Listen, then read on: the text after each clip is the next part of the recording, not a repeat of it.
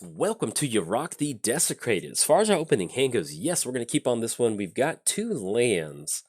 We've got Cultivate. Yeah, we're going to keep on this because we Eternal Witness for Kodama's Reach. Yeah, I like this. Hopefully, we run into a land. I just got recording Yarok against Niv-Mizzet again. And I don't know how I'm going to sequence these videos together because me and Niv and I have been just banging heads against each other on this recording session. But hopefully, we run into a few more lands. So let's go and go for Windswept Heath. Let's go and crack Windswept Heath. But this is a pretty good little mix to start our opening hand. So let's grab ourselves a Overgrown Tomb. Let's have that come into play tap. Not going to pay 2 life. And then we'll pass the turn to our opponent. So we're playing Yarok the Desecrated, Death Touch, and Lifelink. If a permanent entering the battlefield causes a triggered ability of a permanent you control to trigger, that ability triggers an additional time. Playing it's Niv-Mizzet, the Reborn. So let's have Harbor come down.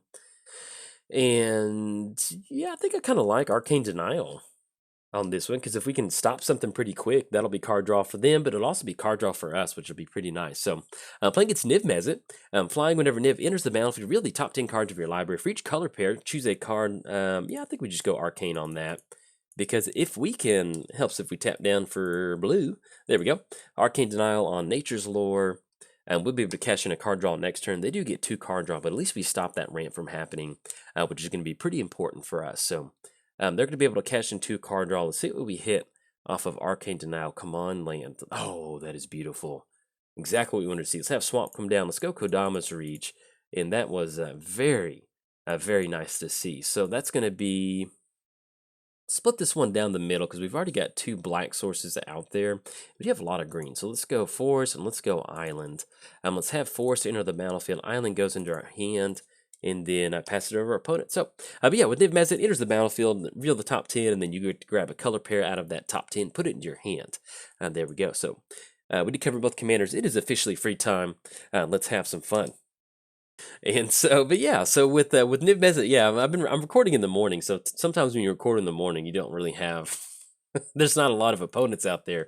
So me and Niv-Mizzet have just been like just like fighting, and I've just been getting punched in the face by Niv-Mizzet, but I keep coming back, so that's what matters. So let's have Island come down. Opponent did shock in Hollowed Fountain to represent some sort of counter magic, and so I think at this point, just so we're not getting the commander tax going on your rock. Actually, let's go Path of Discovery. Let's just kind of slow roll some value out. Let's go Path of Discovery, because if they want to stop this, they certainly can. So a Path of Discovery come down, and that's going to allow us to get some really nice card advantage. We can look at the top part of our library. Then we can maybe roll out Conjurer's Closet. Ooh, looks like our opponent skipped to their... Maybe they just didn't hit a land. That might have been an accident. Let's have Conjurer's Closet come down. And the main reason we're doing Conjurer's Closet instead of Yarok is that our opponent has a lot of universal removal. And so what we're trying to do at this point is basically just kind of see, force them to have that universal, not necessarily, if they have creature removal, something like Dreadbore, something like that, at least with us getting down your rock, this does allow us to kind of put it, basically, we don't want them to kill your rock, but with Conjurer's Closet, they have to have some sort of, destroy target artifact spell instead of destroy creature spell. So hopefully we're trying to minimize the risk of us not having a double enter the battlefield triggers, which is going to be pretty good for us. So let's have Eternal Witness go down, because that's going to be green. And with Eternal Witness coming down, that's going to be double triggers, which is going to be, double triggers at the end of the turn. Let's go and bring back Arcane Denial. It's going to go, yes, definitely use that ability. We're going to have the Explore option. Do we want Tireless Tracker? That's going to be a lot of clue tokens. Yeah, we'll put that on top. And pass it back over to our turn. That still keeps us open on Arcane Denial. Do we want to go Kodama's Reach? Yeah, I think we do. That'll be pretty good. Yeah, let's do that. All right, so we're going to have that enter the battlefield. That does chew up a little bit of our mana, but we're going to do some setting up. So we're going to grab Kodama's Reach. That way we can, get ahead on land. Let's get that Explore option. Yeah, we'll still go and leave that on top. And then pass it over to our opponent. So, even if they do have Niv-Mizzet, we still have Arcane Denial to go for. That's going to allow us to stop Niv-Mizzet. And that's going to be a pretty good thing for us to have. And basically with Eternal Witness and Yarok, that's really going to allow us to generate some really nice card advantage. Now, our opponent does get down Cavern of Souls. So that does kind of stop us from being able to counter that. So we're going to have to play around that. But thankfully, we do have Ravenous Chupacabra, which really does help us out. So, and I guess at this point, because they're pretty much going to have to go for Niv-Mizzet. So we might as well just generate some value while we're at it. So let's have old Gonti come down. Next, if we go Kodama's Reach, yeah, that still cuts us off being able to do that. We can go Tireless Tracker, but I like the idea of... Actually, yeah, let's go Kodama's Reach, because if we're going to bust this open, we need to get some card advantage very badly. So we're going to go Kodama's Reach. We'll see if they want to counter this. All right, so we're going to split this one down the middle. Let's grab another island, and let's grab ourselves another black source. There we go. Let's put Black Source onto the battlefield. We'll have Island go onto the battlefield. Let's go Tireless Tracker. Yeah, the main reason for that is we could have gone Gonti. We got a few extra triggers. Since we're a little bit strapped on mana, now going forward, we're pretty much good to go. We're going to be able to Eternal Witness on Windswept Heath to keep making those land drops for Tireless Tracker. So we'll be in a pretty good position. So, all right, Pota's going to go for Kolaghan. Ooh, that is a very nice Kolaghan's command. That's going to pop Eternal Witness and Conjurer's Closet. So, thankfully, we still have a backup Panharmonicon in the command zone in Yarok, so we'll be pretty good. So, Mana Drain, yes, we'll put that on top. Now, the cool thing with Mana Drain is that we can still counter Niv-Mizzet and still get that mana, which is going to be important because even if they do end up using Cavern of Souls, I'm pretty sure it's like the remand effect in that we're going to be able to still technically counter that spell, even though it's not countered. We still get that mana, though, which is going to be a pretty good option. So let's see what they're going for. It's probably going to see Niv... Oh, actually, going to see Teferi come down. Draw a card, put like in -3. And so they end up -3 on Tireless Tracker. So thankfully, we've got Gonti with the Lightning Greaves, which is going to be pretty good. So it's going to be 1, 2, 3, 4, 5, 6, 7. Yeah, let's do that. So we're going to go Gonti. Yeah, it would have been nice to be able to leave up some counter magic. But yeah, let's do this. So let's have Gonti enter the battlefield. We're going to have the Gonti trigger on our opponent. Ooh, Psychic Strike. Counter target spell. Draw a card. Yeah, I think we just go Psychic Strike, because having a counter out of the command zone is going to be pretty nice. Let's go for Lightning Greaves. And we can at least leave up, represent some sort of counter magic. So we're going to go Lightning Greaves on Gonti. Let's have Temple of Mystery enter the battlefield. Get a Scry and a... Oh, yeah, I forgot Tireless Tracker's on top. Yeah, we're going to put that on top. Why not? Let's go and swing in with Gonti at Teferi. There we go. All right. All right, so going to knock Teferi out of here. Thanks for coming on the show, Teferi. And then I'll pass it back over to our opponent. So we've got some very nice things on the battlefield. We do have Lightning Greaves. That's going to make it a little bit easier for us to go for Yarok. Because typically one of the things you want to do with Yarok is at least have some sort of protection for Yarok once it enters the battlefield. Because it's very much, even though it is 5 mana, it's very much, it's going to draw a lot of heat most of the time. And yeah, you just got to watch out because it's going to be hard for you to get anything going if you just roll it out there with no sort of protection. So let's go and push in with Gonti. I doubt we're going to see any sort of flash in from our opponent. They are sitting at 5 total mana, so let's go and swing in for 2. That's going to knock them down to 22. And I think at this point, we're going to hold on to Ravenous Chupacabra. If we go for Yarok, if we end up going Yarok, that'll be all of our basic lands and still keep us on Mana Drain or Arcane Denial. So let's do that. So let's have Yarok come down. We're going to go and shift the Lightning Greaves over to Yarok, but we'll see what this is going to be. All right, they're going to go for Kaya's Guile. Each opponent sacrifices a creature. That's going to be Gonti. Then exile all cards from each opponent's graveyard. Do we want to counter? Yeah, I think we're okay with that. I mean, we're going to lose Gonti, but that's okay at this point. So, and I forgot that's a card. I need to start running that. It's a pretty good thing. All right, so we're going to get double Explore triggers from Path of Discovery. And yeah, there's so many new cards that release that it's hard to keep up with everything. Assassin's Trophy, yes, we're going to put that on top. Because that does give us an answer to a lot of Planeswalkers over there, or a lot of the permanents that we're seeing from our opponent. Opponent's going to go for Vampiric Tutor. We're still going to end up saving Mana Drain on that Vampiric Tutor, so I don't know what they're going to grab, but at least we'll have an answer with Mana Drain. So this is going to be another Explore trigger. We'll still leave that on top. Let's have old Lightning Greaves go on to Yarok, and then everything else, we're going to go pass turn to our opponent. So we could have set it up to where we just went for Yarok main phase and swung in, but I always like to just see if we can get some sort of action out of our opponent. That's why we went to the second main phase. But finally getting a pretty good showing of Yarok right now. I enjoy playing Yarok because I enjoy playing Sultai. I love Enter the Battlefield effects. I love basically playing the Gonti Black Friday version of Yarok. It's just really hard to keep Yarok on the battlefield sometimes.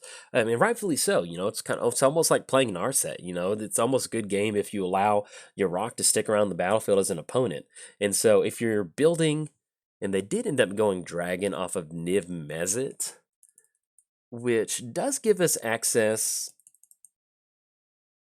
to mana drain if we wanted to give some extra mana if we wanted to counter that. Because they've got one card left up. And that's going to be 5 mana we can add to our mana pool. Do we want to do that bad?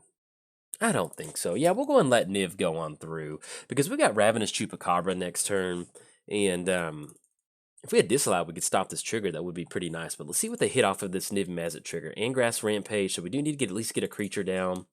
Hydroid Krasis, Ionize. Yeah, they've got some really good stuff over there. And so, let's see what we want to do about that. So, at the very least, we can at least go for Ravenous Chupacabra to get Niv-Mizzet back on the battlefield. They got rid of a Johnny Unyielding, a Johnny, and then Baleful Strix. So we'll get rid of that one. And then let's see what we draw into for the turn. Assassin's Trophy.